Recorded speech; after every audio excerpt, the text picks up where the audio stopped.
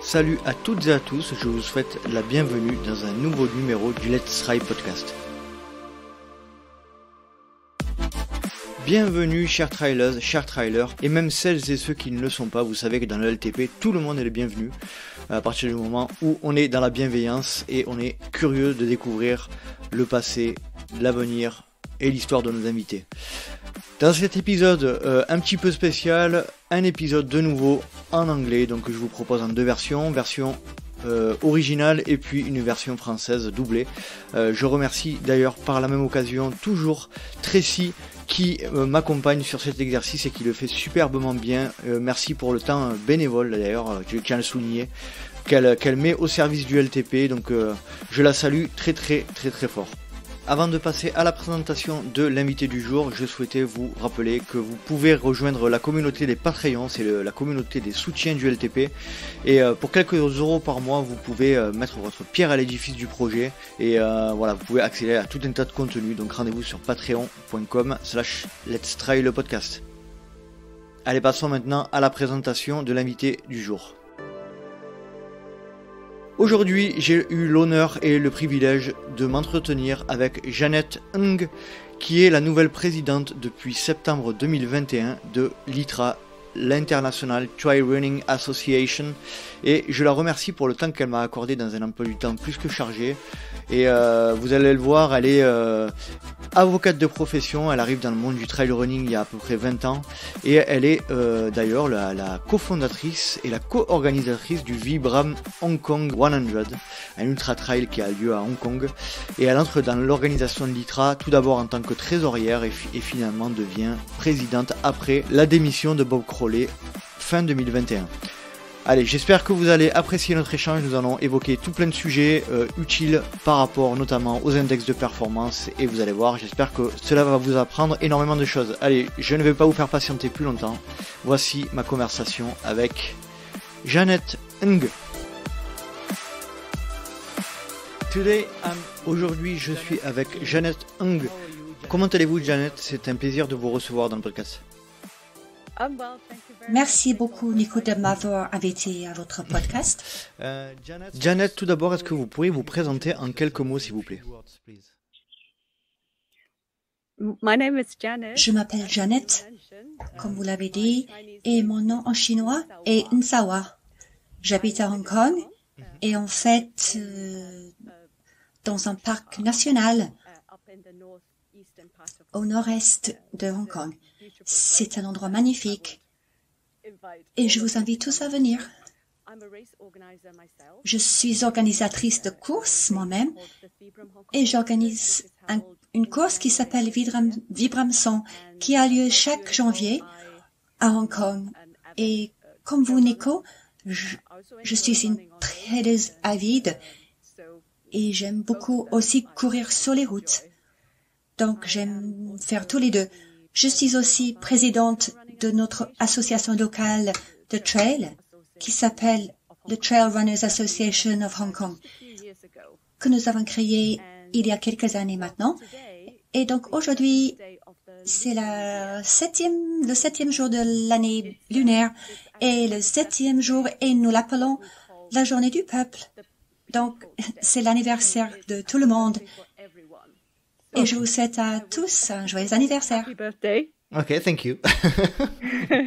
Thank you very much. Vous êtes à Hong Kong aujourd'hui, c'est quoi, un décalage de 7 heures de plus? Oui, je suis à Hong Kong aujourd'hui. Ça fait 2 ans maintenant que je n'ai pas pu quitter Hong Kong depuis l'arrivée du Covid. J'avais l'intention d'aller à Chamonix en été. Mais au retour, il aurait fallu faire une quarantaine de 7 jours. Mais juste avant de partir, ils ont augmenté la quarantaine à 21 jours, avec quarantaine en hôtel.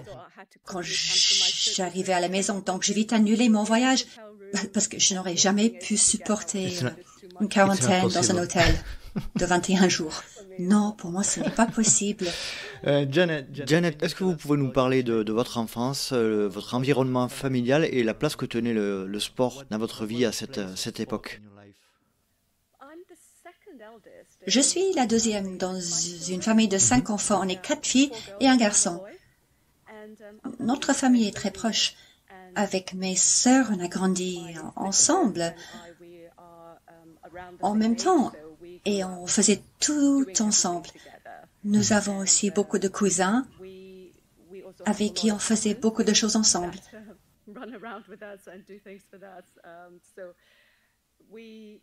On allait à une école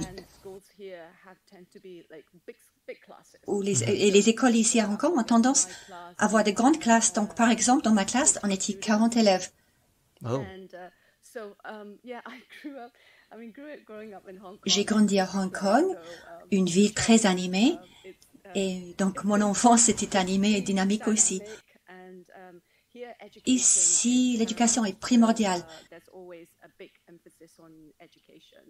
Mhm. Une éducation globale est très importante.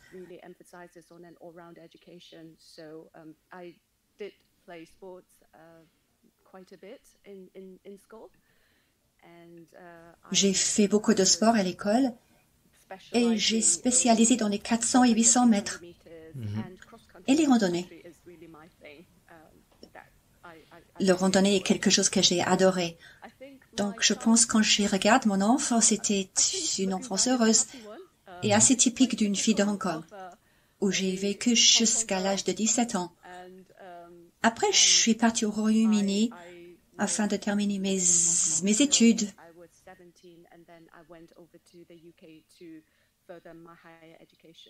Ok. Donc vous êtes allé au Royaume-Uni à 18 ans, c'est ça?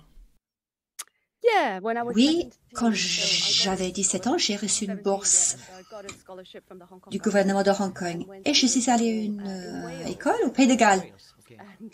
Oui, dans le sud du Pays de Galles, donc très différent à une école de Hong Kong. C'était un environnement complètement différent. C'était un environnement très différent. Mon école, en fait, était un château qui était un don d'une personne qui croyait en une compréhension internationale. Donc, ça a commencé après la Deuxième Guerre mondiale. C'était un peu comme, vous connaissez Harry Potter, c'était un peu comme Poudlard. Okay. C'est beau, c'est incroyable. Et une marche de 40 minutes jusqu'au village le plus proche, qui n'a que 2 rues principales. Donc, c'est un environnement très différent. Des étudiants venaient de 70 pays différents. Donc, c'était une expérience enrichissante pour moi et j'ai eu beaucoup de plaisir. Puis, après 2 ans, j'ai passé mon baccalauréat international. Je suis restée à Londres faire une licence. Et après, je suis revenue à Hong Kong. Et quand vous êtes revenu à Hong Kong, c'était pour le travail? Oui, beaucoup. J'ai travaillé comme avocate stagiaire, donc j'ai étudié le droit et j'ai pratiqué aussi le droit. Okay. Et je suis retournée à Hong Kong et j'ai travaillé comme avocate. Ok. Est-ce que vous pourriez nous raconter votre rencontre avec le trail running?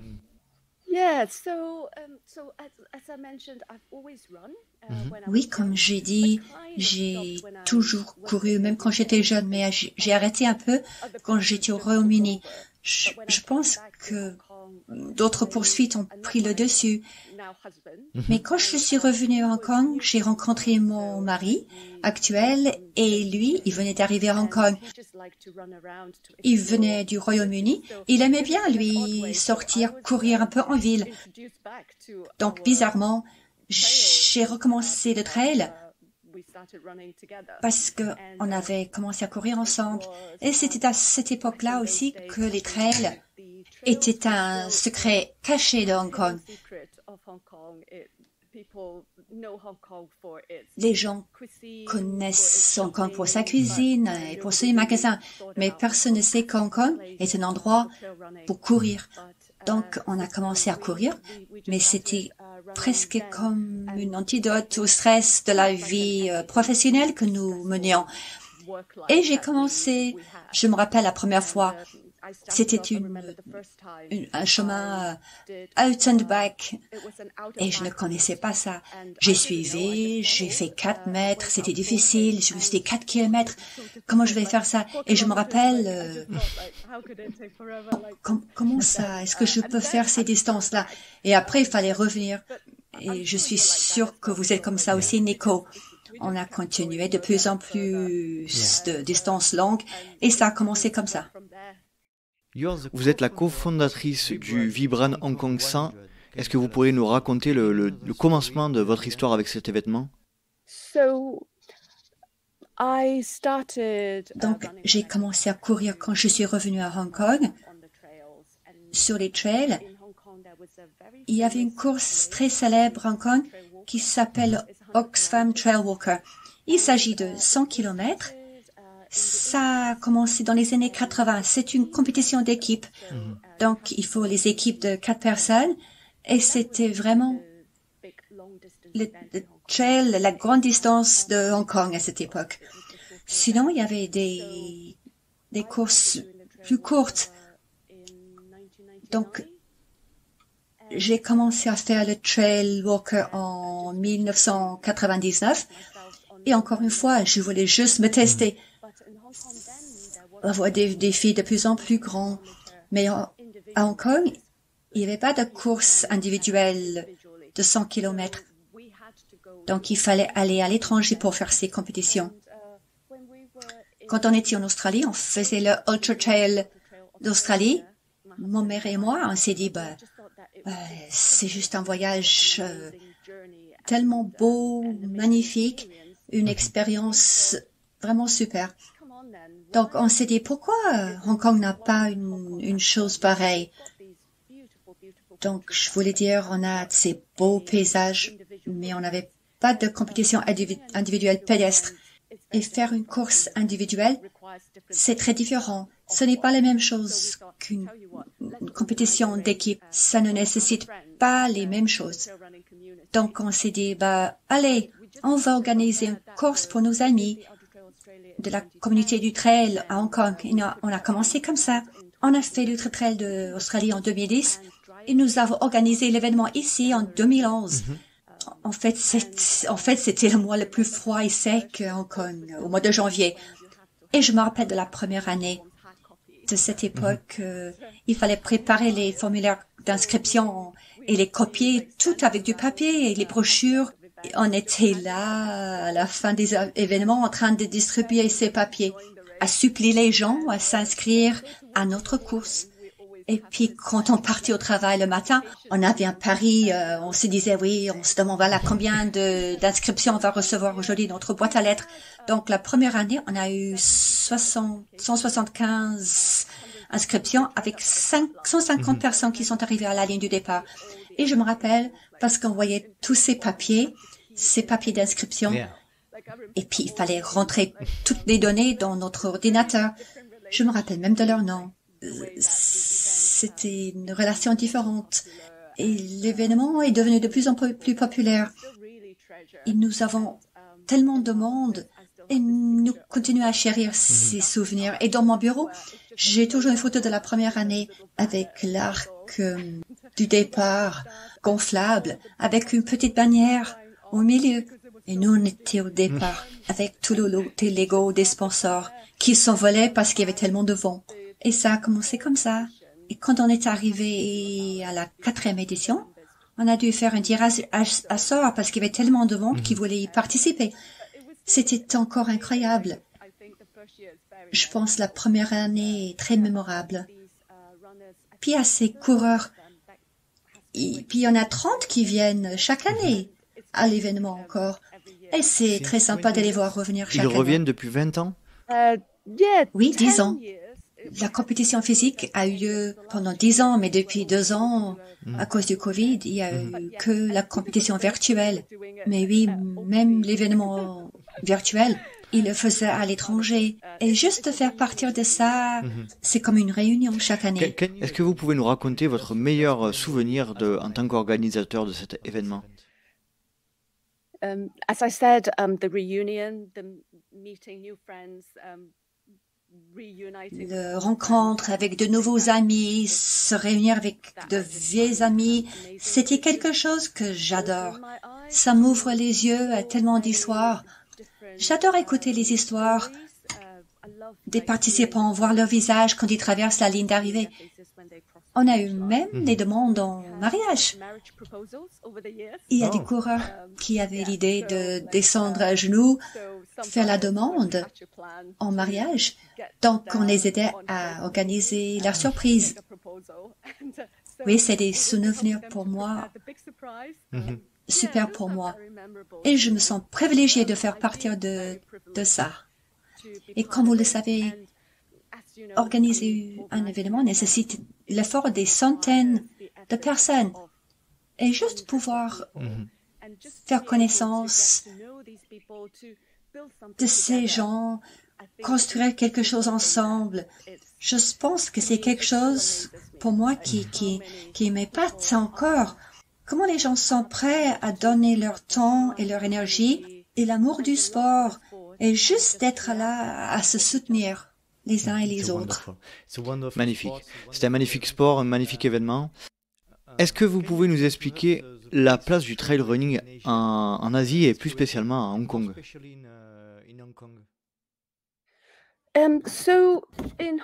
Donc à Hong Kong, ça a commencé avec cet événement dans les années 80. Donc au début, c'était un programme d'entraînement du régiment des Gurkhas à Hong Kong. Donc le régiment népalais qui était stationné à Hong Kong pendant l'époque quand Hong Kong était encore une colonie britannique. Et puis c'est devenu un événement caritatif. Et à Hong Kong, il y a toujours un élément caritatif associé à ces événements. Il y a beaucoup d'événements qui ont commencé pour une collecte de fonds pour des différentes associations caritatives. Parce qu'il y a beaucoup d'événements d'équipe et on partage nos connaissances et tout le monde s'entraide. Donc c'est très sympa. It's more social. C'est un sport à caractère social. Very social.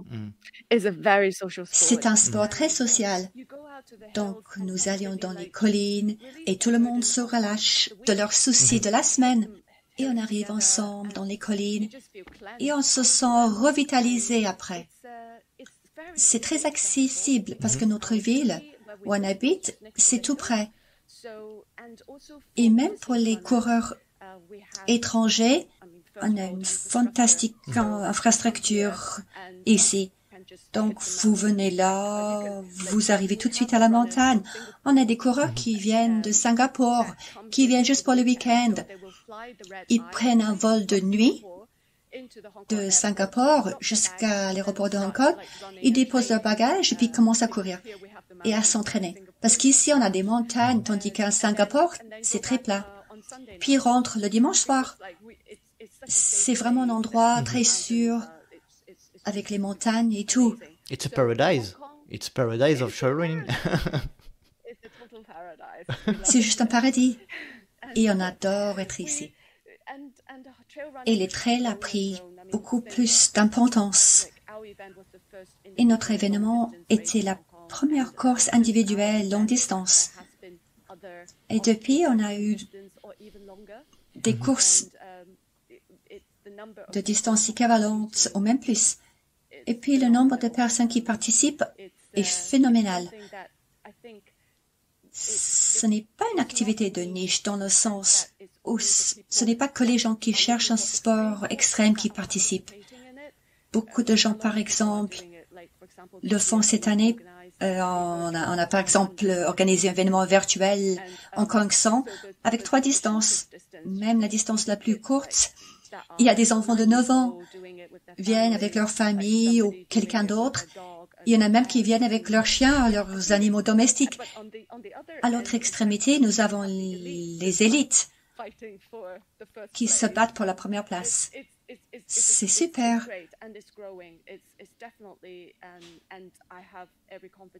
Et ça se développe encore.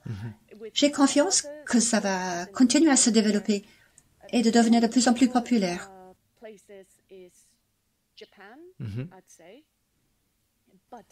Et en ce qui concerne les endroits en Asie, C'est au Japon où le trail est le plus connu, suivi de la Chine, la Thaïlande et le Népal, où il y a des athlètes incroyables qui ont tellement de talent. And so Oui, il y much a des landscape, et avec paysages tellement de paysages. magnifiques, les montagnes, d'énormes montagnes. Et c'est super. Il y a beaucoup de diversité, de variété là-bas. Aux Philippines, en Malaisie, ça bouge aussi.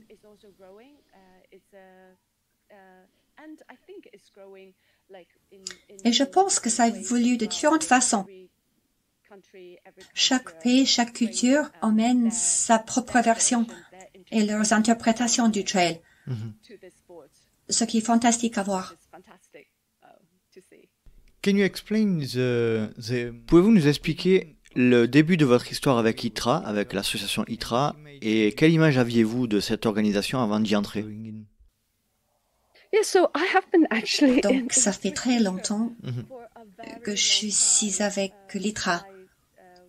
J'étais trésorière depuis 2015. Oui, donc l'ITRA a commencé en 2013. Même quand c'était une petite organisation, une organisation très récente, j'étais impliquée comme trésorière dans la commission de coordination. Ça a commencé avec Michel Poletti. À l'époque, on connaissait encore Michel avec Hong Kong 100 et notre événement faisait partie du Ultra Trail World Trail. Donc Michel m'a demandé, est-ce que ça vous intéressait d'être trésorière? Et je lui ai dit, bah oui, d'accord, je suis pas très forte en maths, mais d'accord. Je pense que pour moi, j'aime l'idée de l'ITRA. Je crois en ses valeurs et ça résonne bien chez moi. Et pouvoir avoir des collègues qui viennent de différents pays du monde, je trouve que c'est stimulant et intéressant et ça me plaît beaucoup. Il s'agit de construire une organisation qui me motive. Et c'est quelque chose qui est nouveau pour moi. Dans le passé, j'ai jamais été impliquée dans les commissions d'organisation lucrative. Mais j'ai appris beaucoup avec mon association, avec l'ITRA. C'est un super voyage de voir l'ITRA grandir d'une petite organisation avec de grandes idées et de grands espoirs, comme on voit aujourd'hui. Je veux dire, il y a du chemin à faire, mais je suis sûre que vous savez comment c'était intéressant. Et comment avez-vous vu l'évolution de l'ITRA ces 5 dernières années? C'est sûr que ça a grandi quand on regarde le nombre de membres.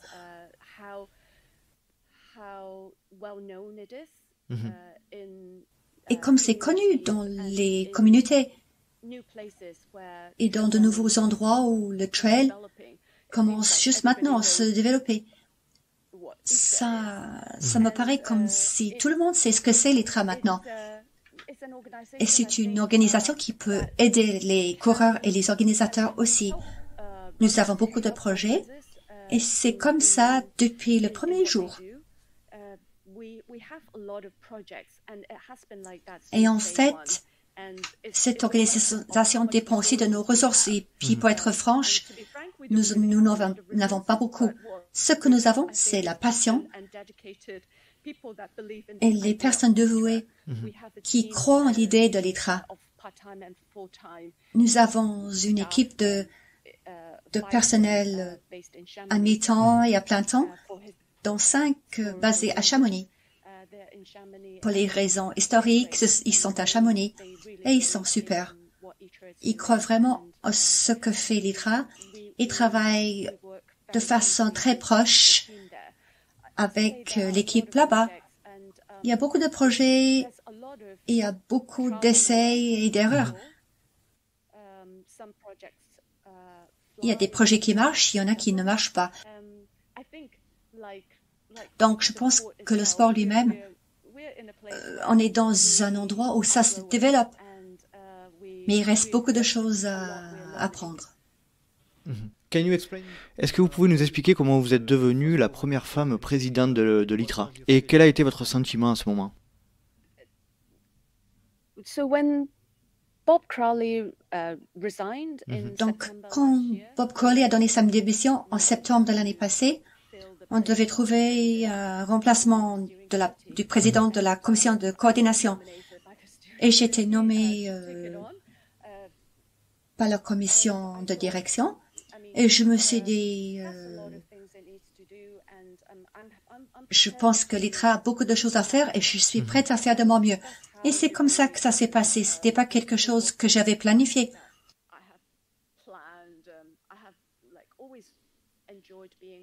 J'ai toujours aimé faire partie de l'ITRA et essayer de l'aider comme je pouvais. Mais ceci est vraiment quelque chose qui s'est passé à cause de la démission de Bob.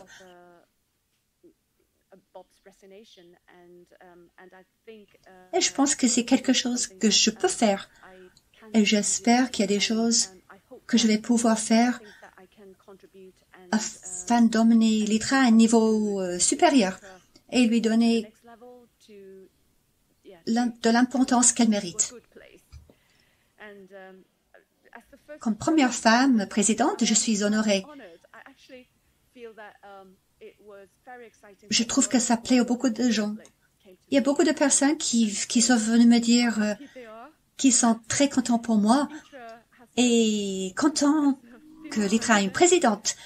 Et c'est à cause de ça que je sens que j'ai une grosse responsabilité et que je dois bien faire mon travail. Je ne veux décevoir personne. Et quelle était la situation à l'ITRA quand vous avez pris les fonctions présidentielles? Comme j'ai dit, je suis avec l'ITRA depuis très longtemps maintenant, donc je connais bien l'organisation.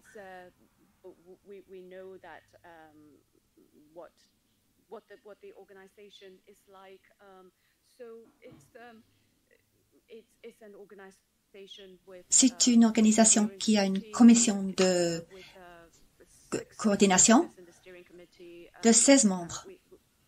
Et nous avons 5 personnes qui sont basées à Chamonix, un directeur et des volontaires qui nous aident avec les conseils spécialisés, comme la santé et la sécurité.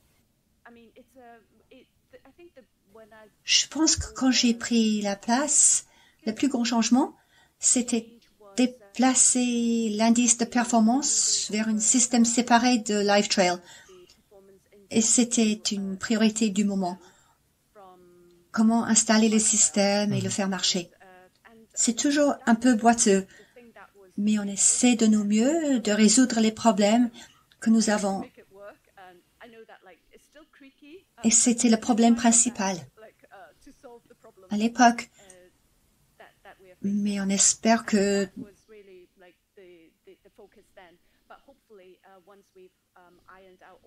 après tous ces problèmes, on va pouvoir lancer de nouvelles initiatives. On va faire plus pour l'ensemble de la communauté du trail.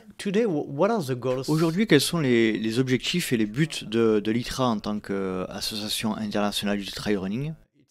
Il semble que depuis que l'UTMB a annoncé la sortie de son UTMB World Series, l'ITRA passe à travers des moments difficiles, honnêtement. Est-ce que vous pouvez nous en dire un peu plus? Je pense que les objectifs de l'ITRA sont restés les mêmes. C'était une organisation qui était très jeune, qui a été inaugurée en 2013. Et nos objectifs consistent en la promotion du trail à un niveau international et d'aider le développement du trail dans les différents pays et de donner la voix aux trailers et trailers et le sport à travers le monde. C'est comme vous dites, il y a l'UTMB World Series avec leur position, mais l'ITRA est très différent. L'ITRA est une organisation non lucrative créée afin de promouvoir ses objectifs et ces choses restent, quoi que ce soit. Notre relation avec l'UTMB ou d'autres circuits privés, je pense que le trail a besoin d'un organe qui s'occupe des intérêts de ses membres, c'est-à-dire des coureurs individuels et les organisateurs individuels. Et je pense que ça reste pareil. Ok. Et aujourd'hui, quelles sont les relations entre l'ITRA et l'UTMB? L'ITRA est une organisation avec ses membres qui sont des athlètes et des organisateurs individuels. Donc l'UTMB est un organisateur, donc on aimerait bien qu'ils restent membres de l'ITRA. On les accueille à bras ouverts. Je pense que c'est dommage de penser que l'UTMB, peut-être, on m'a dit à la fin de l'année passée, a déclaré que l'ITRA était son rival. Moi, je ne pense pas que c'est le cas. Certainement, je ne pense pas que ça devrait être le cas. Mhm.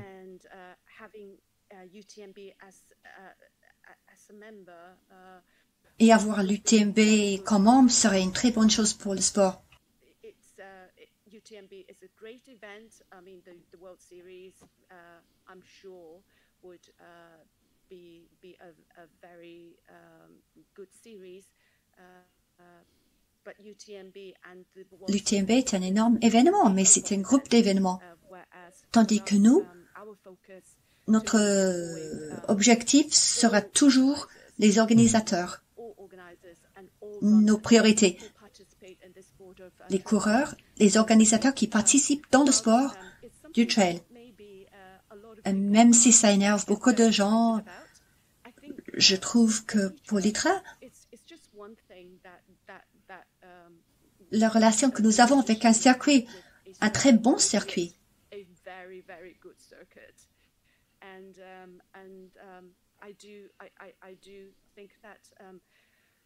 Je pense que c'est possible d'avoir une meilleure relation. Et ça devrait être comme ça. Mhm. Michelle est toujours membre fondateur de l'ITRA. Elle a dévoué beaucoup de son temps à l'ITRA. Et l'ITRA ne sera pas ce qu'elle est aujourd'hui sans sa contribution. J'espère que les choses vont se calmer avec le temps. Et on va pouvoir retravailler ensemble. Ok. Quelle est la chose la plus difficile que vous avez à faire face aujourd'hui avec l'ITRA? Je pense que le Covid a été un grand défi pour le trail et ses membres, et pour l'ITRA et ses membres, surtout les membres organisateurs. Je pense que maintenant, la communauté commence à se relever de façon globale et c'est un grand défi. En Europe, maintenant, il y a beaucoup de choses qui ont repris, mais dans beaucoup d'endroits, il y a toujours des soucis. Et les événements n'ont pas encore repris. Donc, c'est un défi de savoir comment soutenir ces événements et leur aider à surmonter cette période difficile. Il y a des coureurs qui ne courent pas depuis un moment. Il faut les encourager et les faire reparticiper dans le sport. Pour être un peu plus concret, est-ce que vous pourriez nous expliquer quels outils l'ITRA peut apporter aux trail runners aujourd'hui? Ce que nous cherchons vraiment, sans parler de l'indice de performance, et qui pour tous les coureurs, non pas seulement les élites, et ça aide à tous les coureurs de suivre leur progrès. C'est un outil qui enregistre ce que vous avez fait, ce que vous faites. Et si ça vous intéresse de vous comparer avec ce que font les autres.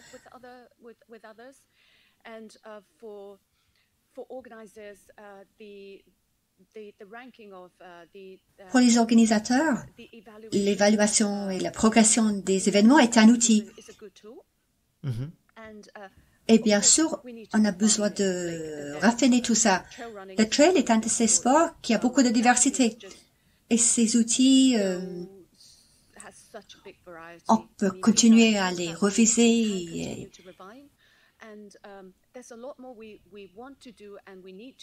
Il y a beaucoup de choses qu'on aimerait faire afin que nos coureurs restent en sécurité et en bonne santé. et aussi qui peuvent aider les organisateurs à organiser de bons événements.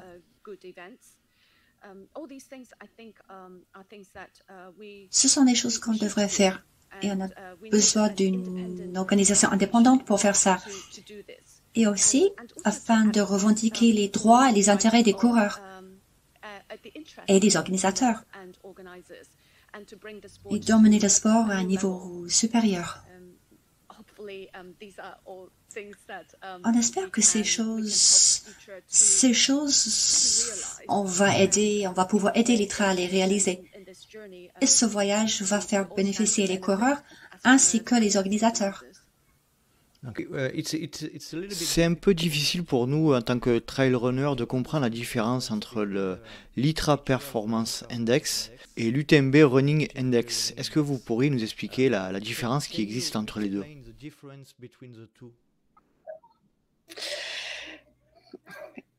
This gets a bit technical and Ceci devient un peu technique, mais j'essaie de mon mieux.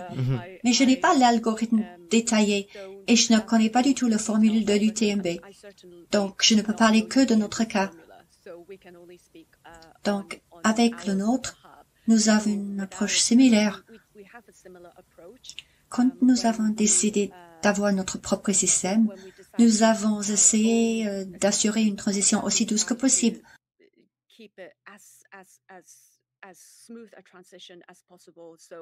Donc, maintenir une approche similaire en ce qui concerne le calcul des scores de chaque course.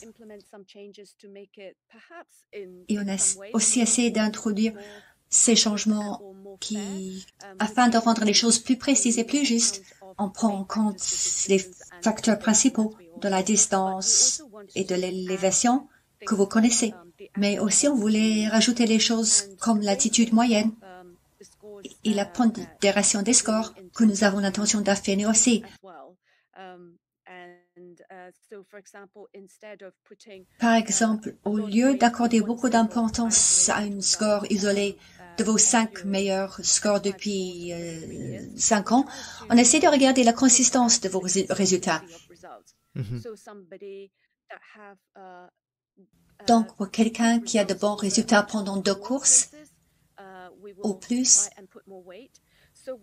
on essaie de mettre une pondération plus élevée de ces scores. Donc, on va essayer d'affiner les systèmes encore.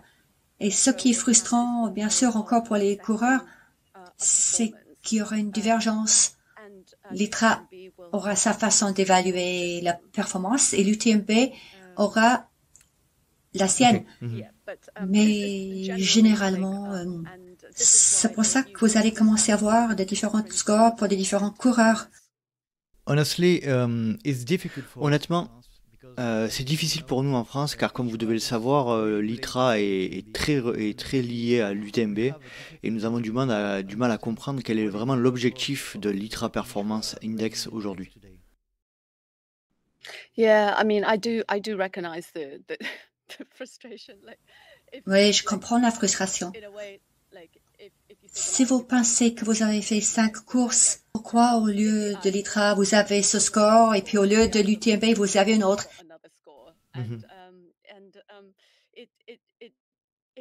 Et c'est quelque chose qui n'est pas une bonne solution à mon avis.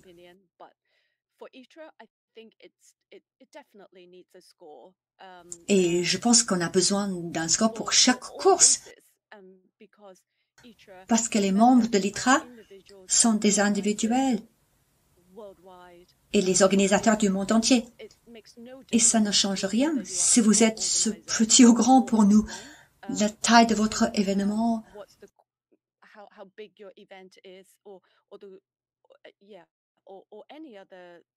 si vous êtes inscrit comme membre et vous êtes membre, je pense que l'indice de performance doit être quelque chose géré par l'ITRA.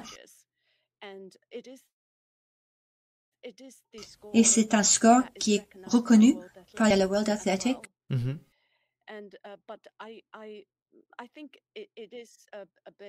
Mais je pense que c'est un peu frustrant pour les coureurs. Et les choses vont évoluer. I can't speak. Moi, je ne peux pas parler pour l'UTMB. Mhm. Comment ça marche, leur indice de performance.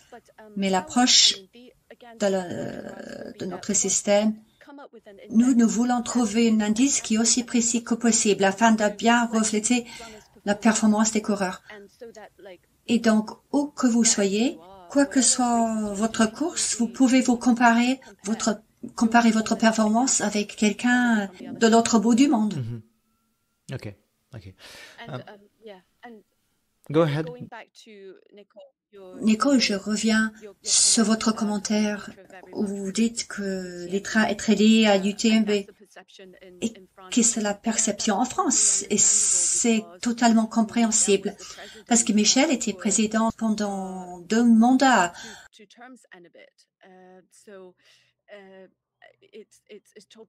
Et c'est vraiment compréhensible que beaucoup de gens confondent les choses.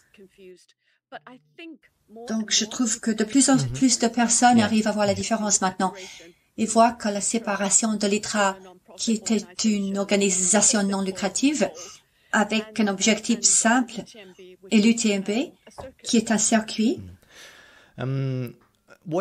Pourquoi y a-t-il des difficultés aujourd'hui à avoir des cotations, des résultats sur différents événements pour l'ITRA?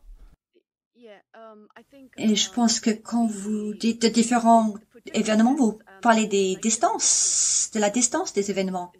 Non, non, en fait, je parlais. Actuellement, il y a des difficultés pour les coureurs d'avoir des résultats sur le site internet de l'ITRA. Oui, c'est quelque chose sur lequel nous travaillons actuellement. Nous avons demandé aux représentants nationaux de nous aider à télécharger les résultats. Nous essayons maintenant de rentrer les données au plus vite. L'indice devrait refléter un maximum de résultats. Donc, nous travaillons très dur afin de avoir ces résultats. C'est quelque chose qu'on essaie d'améliorer et d'accélérer.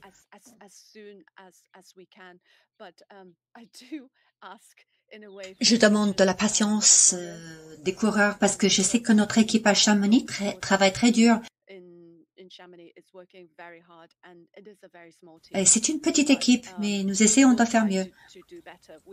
On est conscient que les résultats ne sont pas disponibles aussi rapidement que les coureurs le souhaiteraient. Okay. Y a-t-il une possibilité que l'index de performance ITRA soit le seul index de performance dans le monde du trail running et qu'il y ait une réunification avec l'UTMB Running Index? That's a very good question. Ça, c'est une bonne question, mais je n'ai pas de balle de cristal. Mais c'est mon espoir aussi. Je veux dire, l'ITRA et l'indice de performance est reconnu par la World Athletics. Et j'espère que ça serait de plus en plus utilisé et de plus en plus reconnu par les coureurs du monde entier et pour les organisateurs aussi. Par exemple, s'ils veulent avoir une course avec les points de qualification, pour moi, je pense que après, on aura un indice qui est utilisé pour tous les événements.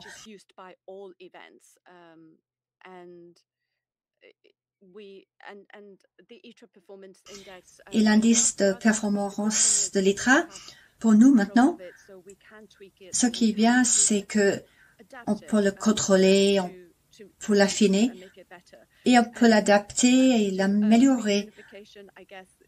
Et en ce qui concerne la réunification, on espère vraiment que ça aura lieu. Et comme j'ai mentionné, l'UTMB a joué un grand rôle dans la naissance et la croissance de l'ITRA. Et j'espère qu'on va pouvoir se mettre d'accord et promouvoir et faire grandir le trail ensemble. Il y a plein de différentes organisations internationales en dessous de la World Athletics et c'est difficile pour nous, trail runners, de comprendre comment est organisé le trail running international. Et donc la question est, quelle est la place de l'ITRA au milieu de tout ça? Yeah, I think this is all about governing and Je pense qu'il s'agit de la gouvernance du trail avec tous ces organes et c'est un peu opaque. Il faut regarder le site web de chacune de ces organisations et voir comment elles sont organisées. Mais je pense que pour moi, en tant que traileuse, c'est qu'il y a le World Athletics, l'IAU, le WMRA et European Athletics, qui est un des organes continentaux et qui fait partie de World Athletics. These are all bodies. Their members are under World Athletics. Sous World Athletics, il y a les fédérations nationales qui organisent les courses et font le règlement. Puis le International Skyrunning Association. Again, they organize events, organize races, and l'ITRA, au milieu de tout ça, est l'organisation qui, avec ses différents membres, touche directement la communauté. Ces membres sont des coureurs et des organisateurs.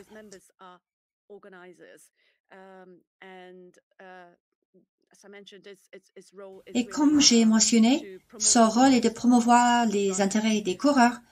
Et nos membres ne sont pas des fédérations. Mais on est là pour aider dans le développement du sport. Ce qui veut dire, bien sûr, que nous voulons travailler avec tous ces organes et on sera toujours là pour les soutenir s'ils ont besoin de conseils pour les championnats mondiaux du trail qui est organisé par l'ITRA, l'IAU, le WMRA.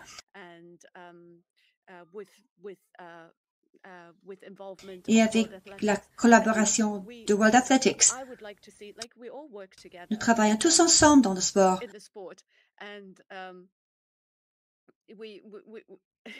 Même maintenant, vous avez mentionné que 6, mais avec le développement du trail, je suis sûre que quand le trail se développe et mûrit, il y aura encore plus.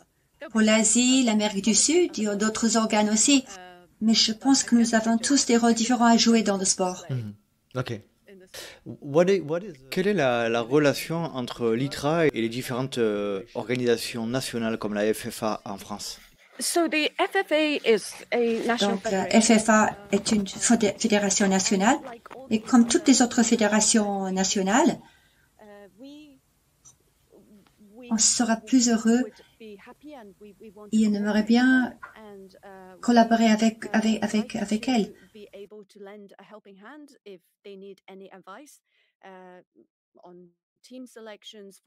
On aimerait bien donner un coup de main s'ils ont besoin de conseils concernant les sélections d'équipes et les championnats. Nous avons créé ce module sur le trail pour les fédérations nationales qui aimeraient savoir plus sur le trail.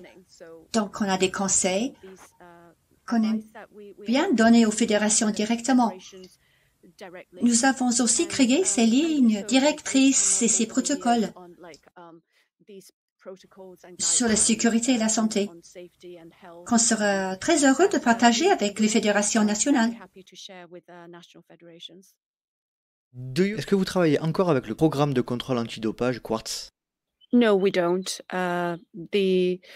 The Quartz program is probably one of those. Non, le Quartz programme est un de ces projets que l'ITRA a essayé, mais qui n'allait pas vraiment dans la direction qui nous convenait. C'est sûr que nous aimerions promouvoir la santé de nos coureurs réguliers et notre élite. Mais je pense qu'on doit retourner à la planche à dessin afin de trouver quelque chose de plus durable dans le long terme. De mon point de vue, il y a un déficit de communication aujourd'hui à l'ITRA. Quels sont vos plans aujourd'hui pour évoluer dans ce domaine? Je pense que vous parlez de la communication avec des coureurs et des organisateurs. Je crois que ce qu'il faut faire, c'est d'écouter nos membres et répondre à leurs attentes et leurs questions et leurs besoins. Vous avez absolument raison, Nico. On devrait faire plus de bulletins d'information et plus de mises à jour. Depuis des années, je vois beaucoup d'améliorations en ce qui concerne les médias sociaux.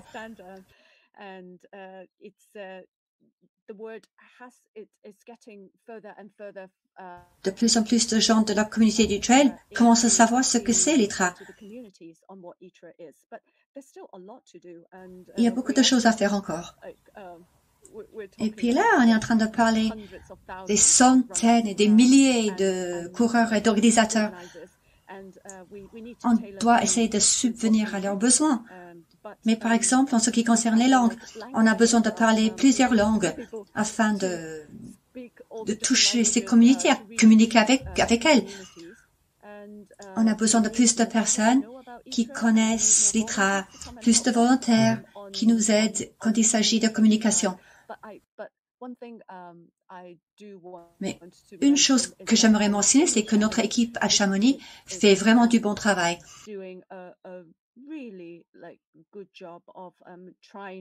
Et ils essaient de répondre aux emails tous les jours parce que nous avons beaucoup de membres.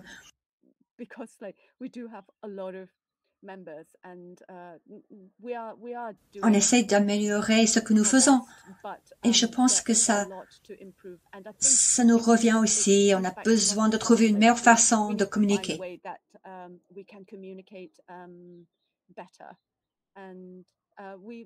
On aimerait bien faire ça. C'est ce qui nous donne le plus de satisfaction, c'est de pouvoir rester connectés.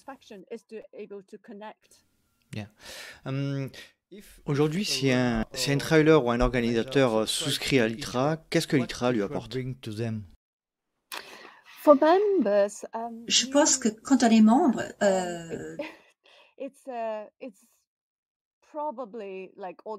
toutes les informations se trouvent sur le site web. Je n'ai pas les informations sous mes yeux, mais je pense que vous avez beaucoup d'informations sur vous-même, beaucoup plus que si vous avez un compte gratuit. Et autre chose, c'est que vous soutenez l'organisation.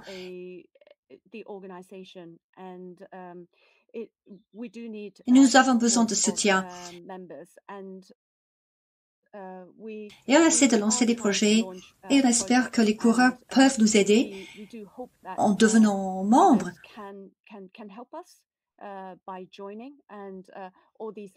Tous ces indices de performance, de ranking,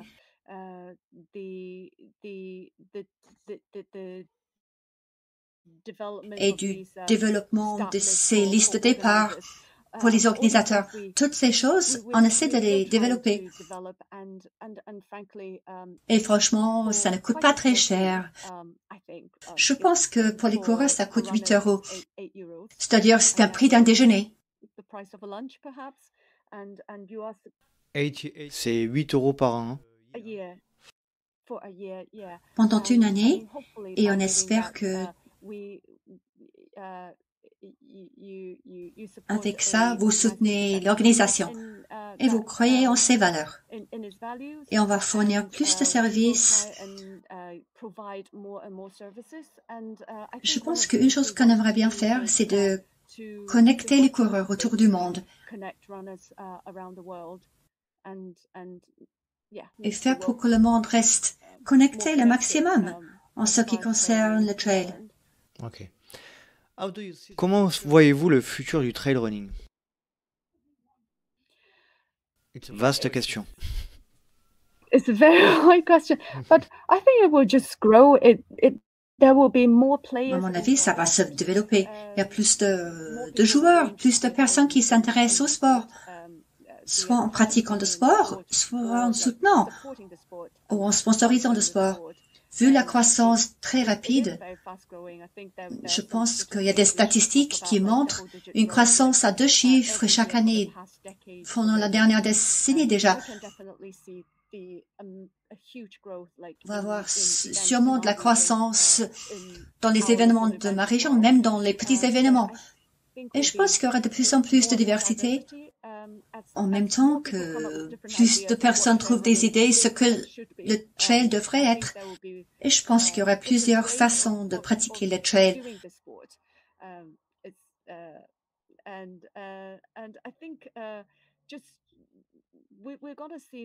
Et on va voir de plus en plus de monde impliqué avec les médias et la façon de documenter le sport. C'est un sport qui est très lié à la nature et l'environnement naturel. Et c'est intéressant pour les gens qui veulent participer. Même les gens qui veulent juste rester en arrière-plan, qui regardent. Je pense qu'on voit que le début du trail. Et je pense que ça se déplace vers quelque chose de populaire, tandis que c'était un sport plutôt vu, un sport de niche. Ok. Je suis totalement d'accord. Pensez-vous que l'Asie va être la place forte du trail running dans le futur?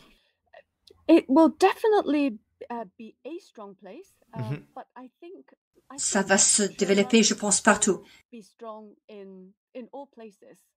C'est un sport qui est tellement naturel.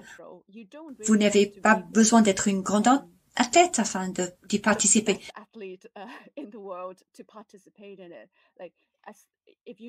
Si vous connaissez les bases et vous savez comment prendre soin de vous dans un environnement naturel et vous avez une paire de chaussures de course, vous êtes prêt à partir. Et je pense qu'en Asie, il y a beaucoup de paysages inexplorés et c'est un endroit idéal à développer.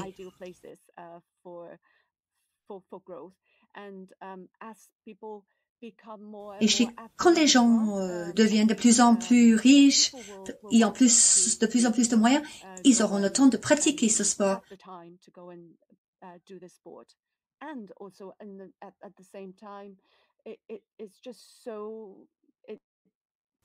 C'est un contraste ce que les gens font dans leur vie de tous les jours et quelque chose d'intéressant pour les gens poursuivre. Il y a de plus en plus de monde qui va y être exposé. Il y a les médias qui vont parler de ça. Et vous aurez de plus en plus d'amis qui essayent le sport. Et je pense que le trail va avoir une place importante. Surtout en Amérique du Sud et d'autres endroits, ça va être quelque chose de très important. Ok, Janet, y a-t-il un sujet ou un message que vous voulez faire passer avant d'arriver à la conclusion? J'aimerais encourager tout le monde simplement d'aller courir, d'explorer, de trouver votre aventure de trail.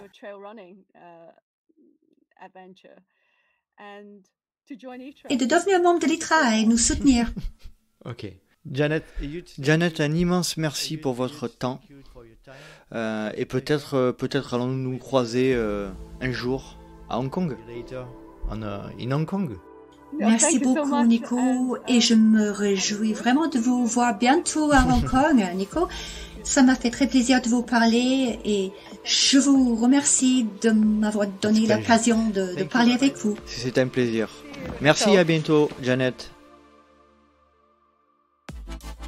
Et voilà, cet épisode est à présent terminé. J'espère que vous avez apprécié la compagnie de Jeannette, nouvelle présidente de l'ITRA depuis septembre 2021. Et j'espère surtout que vous avez appris beaucoup de choses concernant l'index de performance et la vision qu'a l'ITRA de l'avenir notamment. Si vous souhaitez rejoindre le LTP sur les réseaux sociaux rien de plus simple, rendez-vous sur Facebook ou Instagram à Let's Try Podcast. Vous pouvez également me suivre sur LinkedIn ou Strava à Nicolas Guilleneuf. Vous pouvez également rejoindre, comme je le disais en intro, la communauté des Patreons sur patreon.com/Let's Try le podcast. Et puis surtout n'hésitez pas, si vous avez la possibilité, de noter le podcast sur Apple Podcast ou Spotify en y mettant 5 étoiles et un petit commentaire, ça fait toujours plaisir et ça permet de remonter dans les classements. Allez, j'espère vous retrouver pour un prochain numéro du Let's Try Podcast et d'ici là, n'oubliez pas, si vous pensez que c'est impossible, faites-le pour vous prouver que vous aviez tort. Salut!